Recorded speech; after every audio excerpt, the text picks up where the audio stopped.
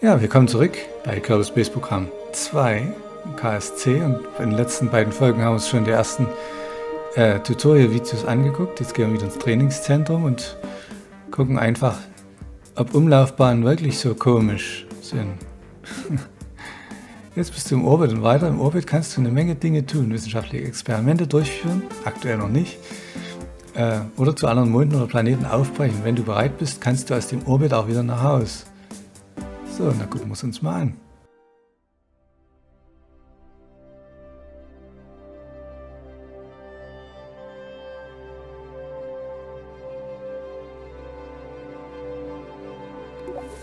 Orbits are weird. Remember your orbiting baseball? What if you wanted to make its orbit higher? Well, it's a baseball, so grab your bat and try to hit the ball to a higher orbit. Your first thought might be to try to deflect the ball upwards. Unfortunately, hitting the ball upward bends its orbit so that it hits the ground before it can return to you. What you need to do is hit the ball in the direction it's already moving, adding to its already high velocity. Now that you've sped the ball up, why isn't it flying any higher? It just keeps whizzing by at the same height it always did. After all, I said that making it go faster would make it go higher. What gives? The ball is actually going higher, but it's going higher on the opposite side of the planet from where you're standing. You've raised its orbit, and you've learned the first lesson of orbital maneuvering. Your actions affect the opposite side of your orbit. Weird, huh? So your ball is moving faster, but it's still passing you at the same height. How do you get its orbit higher on this side of the planet? Now that you know how changes in velocity affect the other side of your orbit, you've got all you need. By adding velocity to the ball at the highest point in its orbit, you raise the lowest point in its orbit and make it circular again.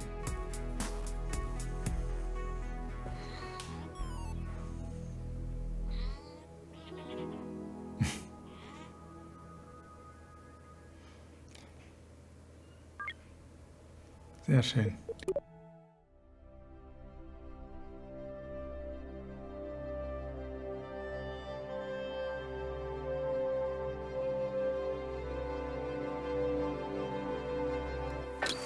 An equatorial orbit is good, but if you want to travel beyond Kerbin, you will need to manipulate your orbit. Let's start with something simple, expanding an orbit. We do that by increasing the value of our apoapsis. Let's get a good view. Na dann.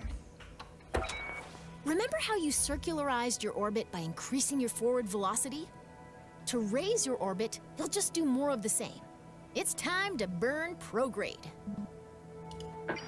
Now that we're pointed the right way, we can increase the throttle and watch our orbit expand.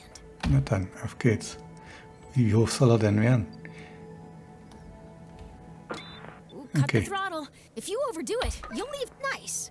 That maneuver raised our orbit on the other side of Kerbin, so we will enter high orbit there. Waiting to reach a specific point can be as eventful as watching the neon stripes on your rover dry. The paint job will be worth it, but isn't it better to rush to the end? Skip ahead to the good stuff using a time warp.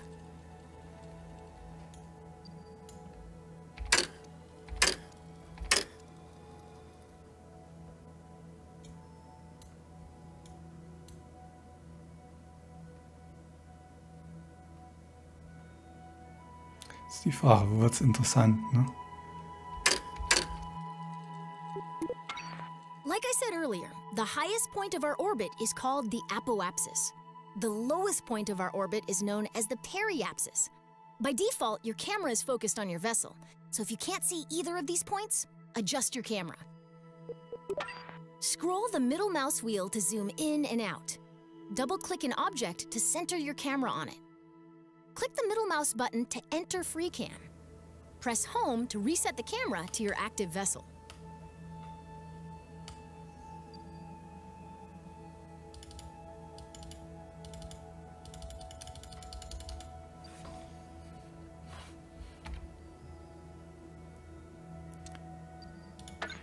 Excellent!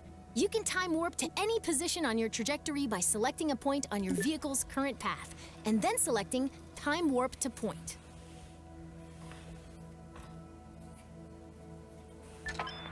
Now you're way up in the sky, so high that if you circularize your orbit now, you'll be in high orbit.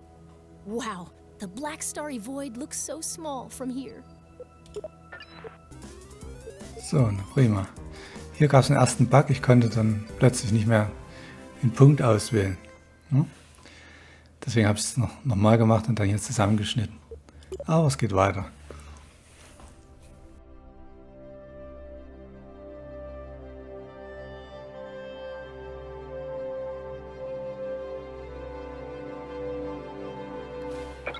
From command pods to space probe cores, a lot of critical rocket parts use electric charge.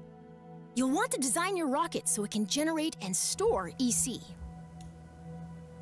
Hier fehlt der Fallschirm, oder?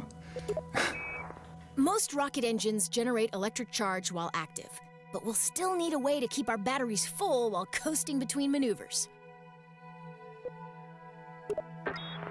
Solar panels convert Kerbals light into EC for our rockets. Small solar panels can just be placed, but large solar panels are delicate and must only be deployed once we're out of the atmosphere. I've equipped this rocket with 2 deployable solar panels. Here's a hand crank. Get to work. Just kidding. There's a handy button that opens all of them with a single click. Give it a try. Great. The solar panels are now extended. Light tracking solar panels only rotate on one axis, so we may need to reorient our ship to point them fully at the sun. Let's make sure the panels are getting direct sunlight by rolling our ship a little bit. Schon gucken, wo die Sonne ist, ne? Da. Okay. Schwupp.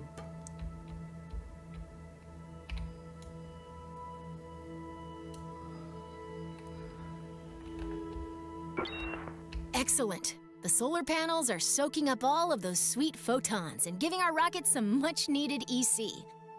You can see the status of any solar panel within the part manager in the electrical parts menu. You can either access the app directly by clicking the app button, or you can right-click a part to directly access it in the part manager.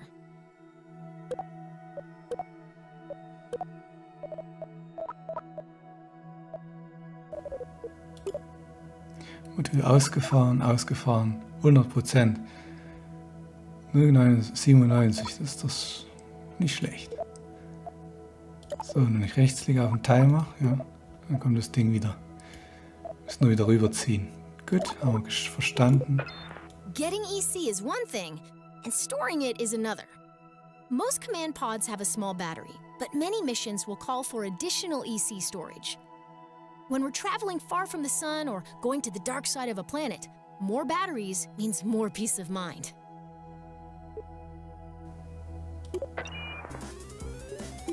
Na gut.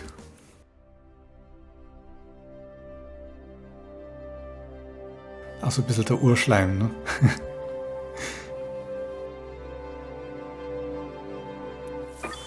At some point, the crew will run out of snacks.